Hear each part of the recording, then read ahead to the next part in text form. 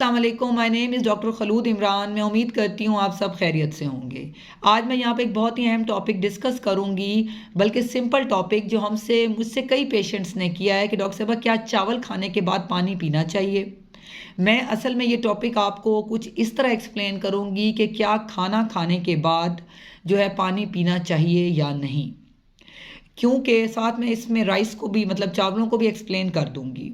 ये आपको थोड़ा सा एज अ मुस्लिम, क्योंकि हम मुसलमान हैं, ये दीन में भी है कि खाने से आधा घंटा पहले और खाने के आधा घंटे बाद आपने पानी का इस्तेमाल नहीं करना।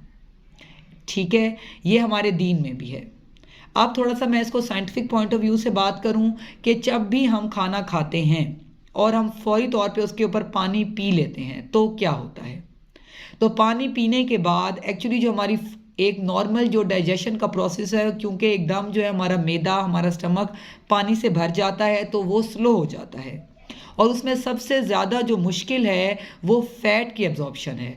जब फ़ैट हमारी बॉडी में इकट्ठी होनी शुरू हो जाती है तो ऑटोमेटिकली मोटापा भी आता है, और साथ में क्योंकि स्लो डाइजेशन की वजह से आने वाले टाइम में जो है स्टमक के प्रॉब्लम्स भी बनते हैं, यानी कि पेप्टिक अल्सर्स हो गए या गर्ड हो गया, मतलब ऐसी प्रॉब्लम्स, एपीडी हो गया, एसिड पेप्टिक डिजीज़, ये तमाम डिजीज़ विद टाइम होने लग जाती हैं।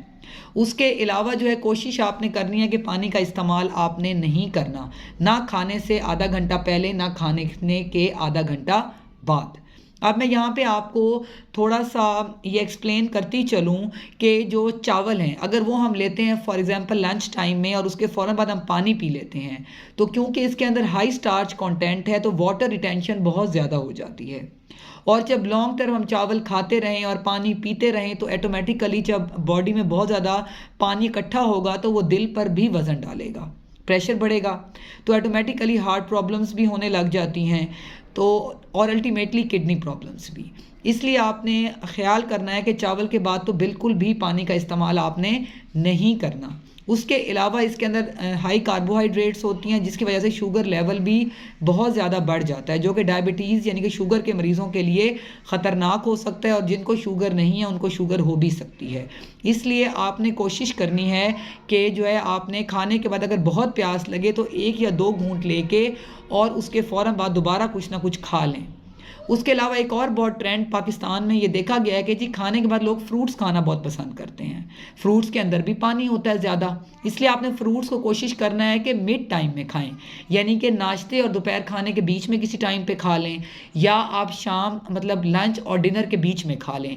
ऐसा खाने के बाद आपने फ्रूट्स को भी अपना हिस्सा नहीं बनाना, क्योंकि इसमें पानी का कंटेंट बहुत ज़्यादा होता है, जो कि जैसे कि मैंने एक्सप्लेन किया हमारे लिए वो डेंजरस हो सकता है। Stay safe, stay healthy. Thank you so much. अल्लाह हाफिज़।